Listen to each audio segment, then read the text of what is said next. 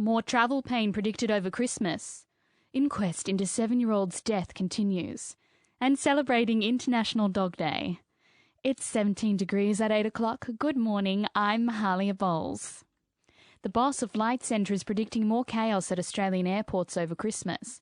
Graham Turner says a lack of capacity is causing airfares to skyrocket. I think it'll be quite expensive Christmas, and the only thing that after Christmas, when it's more of a lower season in late January, February, March, the fares will tend to be much more affordable than as the capacity comes back.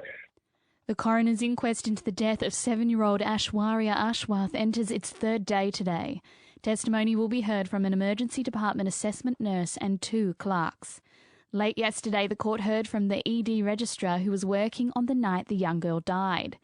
He says the department was busy and this short-staffed one you'll and love. felt Where's to Big work Bang? quickly. Big Bang? Oh, sorry. Examining Aishwarya. He said white Big patches Bang on her Theory. eyes did not I mean set Big off Ben. alarm bells, but Sorry, had he Big been Ben. made aware of her other symptoms, he would have changed what he did.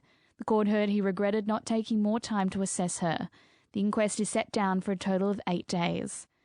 A Perth great-grandfather has been seriously injured after a violent assault by a child in Rockingham. Police say the 91-year-old was sitting in a parked car on Val Street last week when an 8-year-old boy opened the door and punched him in the face multiple times.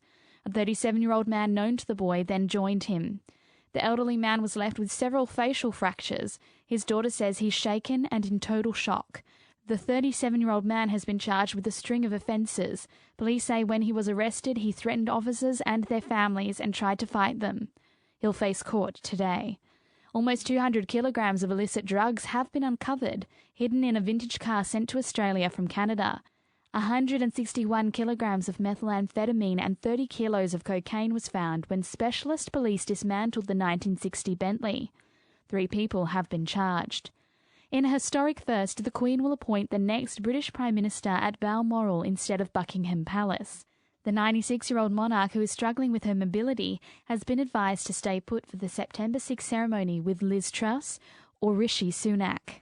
A survey shows the Cavoodle, a mix of Poodle and King Charles Cavalier, has again topped the list as the most popular dog breed in Australia. HCF's Rebecca Page says the Maltese Cross and Labrador round out the top 3. We've also looked into the most popular names and we've found that for the second year running, Charlie is the most popular dog name in Australia. In finance, the dollar is buying 69.6 US cents, 69.8 euro cents, 58.9 British pence, and 10,294 Indonesian rupiah. To sport now, the Eagles host their Best and Fairest Awards night tonight with defender Tom Barrass tipped to take home the John Worsfold Medal for the first time. Barrass was a mainstay in the back six with fellow key defender Jeremy McGovern restricted to just 10 games. Port Adelaide coach Ken Hinkley believes there is a lot of improvement and scope for the side to bounce back in 2023. Hinkley says this season was one that just didn't go right. You can put it down to a season of misfortune, bad luck, and you can also put it down to not getting it right at the critical moment. So I think there's opportunity for us to improve. In AFLW, Collingwood has defeated Carlton by 18 points in the season's opening game.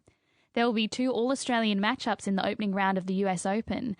Nick Kyrgios will play against Thanasi Kokkinakis, while Chris O'Connell will meet James Duckworth.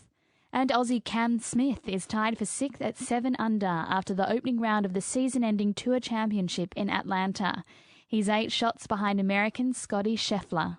Adam Scott is at 2 under. It's 8:05. And to weather now, blue skies today, heading for a top of 21 degrees. Showers tomorrow and some fog expected in the morning and 18 degrees. The rain should clear on Sunday, 17 and partly cloudy. And fine conditions for the start of the new week, 19 on Monday and 22 on Tuesday, Wednesday and Thursday. Right now it's 17 degrees. This is Perth's 882 6PR. A registered nurse with 11 years' experience was responsible for admitting the girl through to the emergency department in early April last year. It was one of the busiest days the ED had seen, with the nurse telling the coroner's court she was doing 3 different jobs at the same time. CCTV was played in court showing the family arriving at the triage desk. The nurse confident in her assessment of the girl and says sepsis is extremely difficult to diagnose. The inquest is examining how staff missed signs that she was seriously ill and why her parents' repeated requests for help were ignored. The nurse also admits staffing levels still haven't reached an ideal standard. In Perth, Mahalia Bowles, 9 News. 91-year-old Peter finished a night with friends and was getting into his car parked in Rockingham last week when an 8-year-old boy opened the door and punched him in the head multiple times. A man known to the boy then joined in, hitting the grandfather repeatedly in the face. Peter was left with severe facial fractures, bruising, and needed stitches to his eye.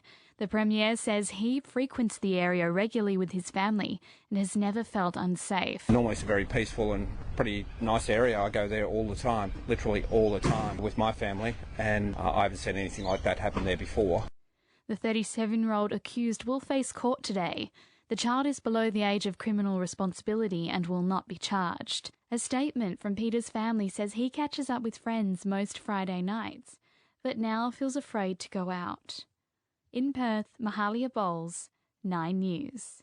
Well, firstly, thank you, Mahalia, for the invitation to share our story.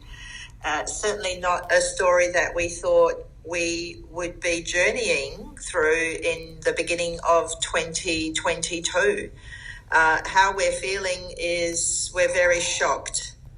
We're very shocked that something of this magnitude could happen in the year 2022 and that our family would be directly affected through our daughter-in-law's relationship with her parents that recently had to leave Kiev because of the war. So in their 60s, they find themselves as refugees, and we're deeply saddened by that situation. Unfortunately, with the escalation of the war and Yulia's concern for their safety, Yulia had continued to encourage them to take a bus ride, a very dangerous bus ride, to leave Kiev and to go to the border of Poland. Yulia then flew to the Polish border. Fortunately, her parents arrived safely with that dangerous bus trip and met her parents at the Polish border. They then boarded a plane to Germany, where they've now been processing paperwork for family reunion visa in the UK to join Yulia and my son, where they live in London. So they're in Germany at the moment? That's where it started. They've been, unfortunately, out of more than 80,000 applications for the UK visa process, there are still 27,000 applications that haven't been approved. And unfortunately, Yulia's parents are in the mix of that. And because of accommodation restrictions, they've actually moved 8 times between Germany and now they're in Sicily. What do you think are some ways that young people or people in Perth can support the Ukrainian community at this time? I think to show acceptance, understanding, and like what we're doing now, listen to their story. It's the small things in life that matter. I was so delighted this morning when my daughter shared the story of a refugee family now that have sent their son to my grandson's primary school. And this morning my grandson was asked to hold his hand of this little boy and to welcome him into the classroom. He was very afraid. He can't speak English. Everything must be so very, very strange for him. And I think young people have a fantastic opportunity to show that sort of welcome and support and encouragement to the children, for they will settle here and they will be the next generation.